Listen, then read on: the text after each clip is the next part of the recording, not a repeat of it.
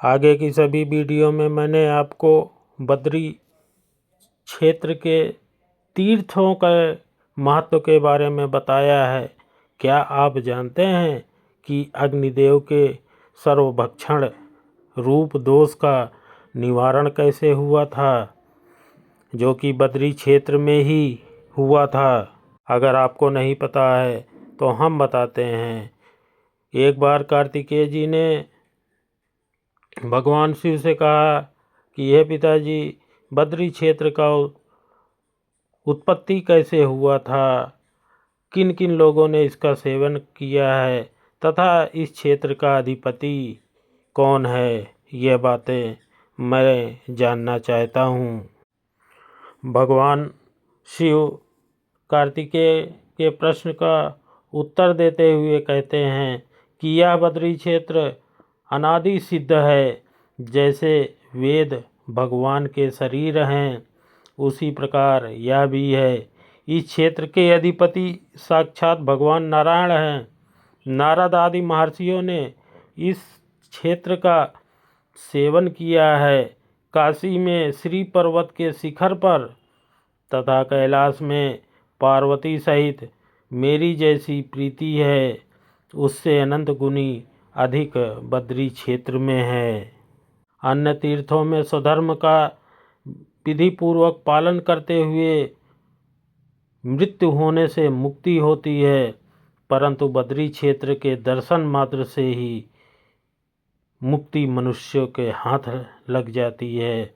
जहाँ भगवान नारायण के चरणों का सानिध्य है, जहाँ साक्षात अग्निदेव का निवास है, जो केदार रूप से मेरा लिंग प्रतिष्ठित है, वहाँ सब बद्री क्षेत्र के अंतर्गत है। केदार के दर्शन, स्पर्श तथा भक्ति भाव से पूजन करने पर कोटि कोटि जन्मों का पाप तत्काल भस्म हो जाता है। उस क्षेत्र में विशेषतः मैं अपनी संपूर्ण कला से स्थित रहता हूँ। वहाँ मेरा श्री विग्रह में 15 कलाएं विद्यमान हैं। वहाँ कोमल कमल की कांति से सुशोभित मुख कमल वाले शिव भक्त दोनों हाथ जोड़े हुए मुझ महादेव की ओर दृष्टि लगाए प्रदोष काल में ही मेरी उपासना करते हैं। हाथ में जपमाला तथा मन में शांति और संतोष धारण किए हुए प्रतिदिन मनुष्य मेरी वंदना और प्रार्थना करने वाले जो भी भक्त सदा मेरे चरणों के चिंतन से विज्ञान स्वरूप हो हृदय स्थित काम को नष्ट करके सर्वतोभाव से निरंतर मेरा भजन करते हैं।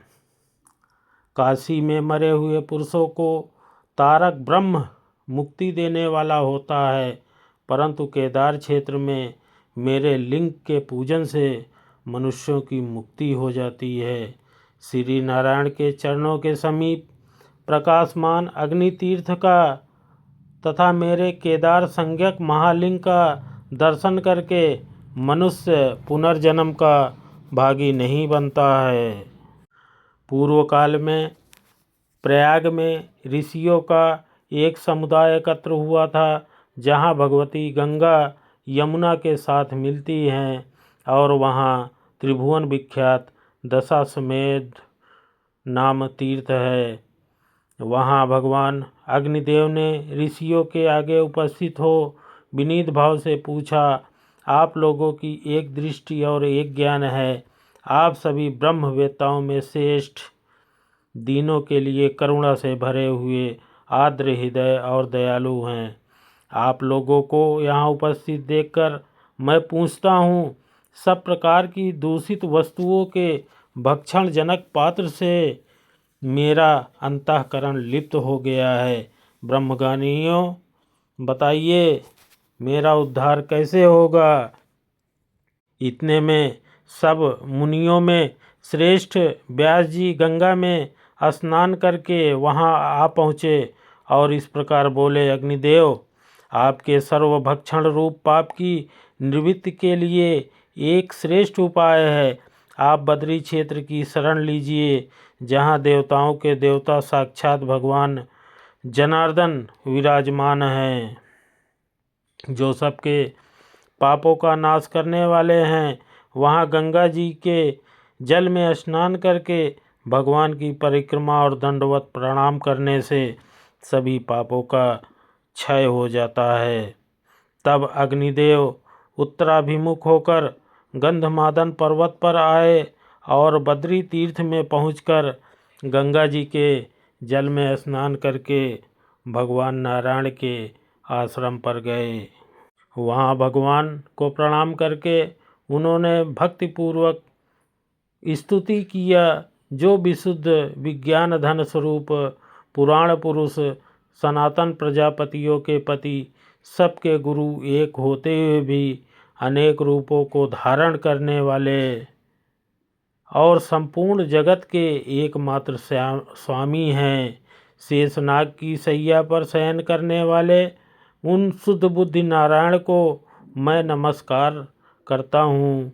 ऐसा अग्निदेव ने अनुनय विनय किया, जो अपनी मायामयी शक्ति का आश्रय लेकर संसार की सृष्टि करने के उद्देश्य से रजोगुण से युक्त ब्रह्मा का रूप धारण करते हैं। सत्वगुण से युक्त होकर इस जगत की रक्षा में कारण बनते हैं और तमोगुण से संयुक्त होकर इस विश्व के भयंकर संहारकारी रुद्र बने हुए हैं। उन त्रिविध रूपधारी भगवान की मैं स्तुति करता हूँ, जो अविद्या से मोहित चित्त संपूर्ण विश्व के रूप में प्रकट हुआ है और विद्या से समस्त त्रिलोकी में एक ही रूप में व्याप्त हो रहा है। विद्या का आश्रय लेने से जिसे सर्वज्ञ और ईश्वर कहते हैं, मैं उस परमेश्वर की शरण लेता हूँ। जिन भक्तों की इच्छा से अपने दिव्य रूप को आपने प्रकट किया है, योग निद्रा को स्वीकार करके शेषनाग की विशाल शैया पर अपने को अर्पित कर रखा है, जो रेशमी पीतांबर धारण करते हैं और 8 प्रकार की विचित्र शक्तियों से संपन्न हैं, उन भगवान विष्णु को मैं प्रणाम करता हूँ। इस प्रकार स्तुत किए जाने पर सर्व अंतर्यामी भगवान नारायण प्रसन्न होकर पवित्रता की इच्छा रखने वाले अग्निदेव से बोले, हे अनघ, तुम्हारा कल्याण हो, तुम कोई वर मांगो, मैं तुम्हें वर देने के लिए आया हूँ। मैं तुम्हारी इस स्तुति और विनय से बहुत ही प्रसन्न हूँ। तब अग्निदेव ने कहा, हे प्रभो, मैं जिस उद्देश्य से यहाँ आया हूँ वह सब को आपको ज्ञात है। आप ज्ञानी हैं, ऐसा नहीं कि आपको नहीं पता है। फिर भी मैं कहता हूँ और इस रूप में आप जगदीश्वर की आज्ञा का पालन करता हूँ। मुझे तो सर्वभक्षी होना ही पड़ता है, किंतु मेरे इस दोष का निवारण कैसे हो, यही सोचकर मुझे अत्यंत भय हो रहा है। यह सुनकर भगवान विष्णु ने कहा, इस क्षेत्र का दर्शन करने मात्र से किसी भी प्राणी का पाप नहीं रह जाता है। मेरे प्रसाद से तुम में कभी पातक का संपर्क ना होगा। तब से लेकर सब दोषों से रहित भूतात्मा अग्निदेव वहाँ अपनी कला से विराजमान है। जो प्रातःकाल उठकर पवित्र भाव से इस प्रसंग को सुनता है और सुनाता है, वह निश्चित ही अग्नि तीर्थ में स्नान करने का फल प्राप्त कर लेता है।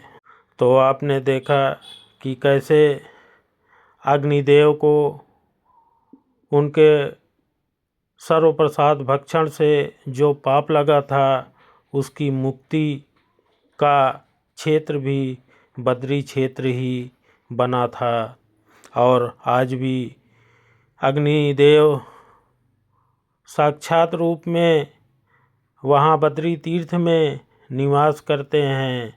और इस प्रसंग में आपने देखा होगा कि जो सुनता है उसको भी पुण्य की प्राप्ति होती है और जो सुनाता भी है उसको भी पुण्य फल की प्राप्ति होती है।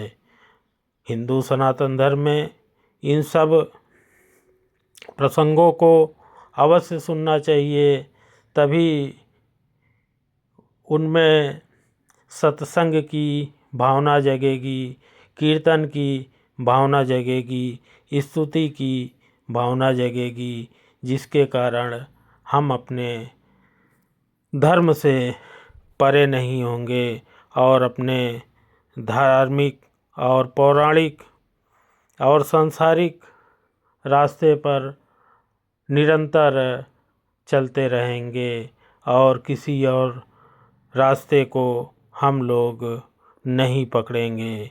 इसीलिए अंत में मैं यही कहना चाहूँगा कि इस वीडियो को आप लोग ध्यान से सुनिए और सुनाइए, जिससे कि आपका भी कल्याण हो और दूसरों को बताने से भी कल्याण होता है। और ये वीडियो अगर आपको अच्छी लगी हो तो लाइक, शेयर और कमेंट अवश्य करें।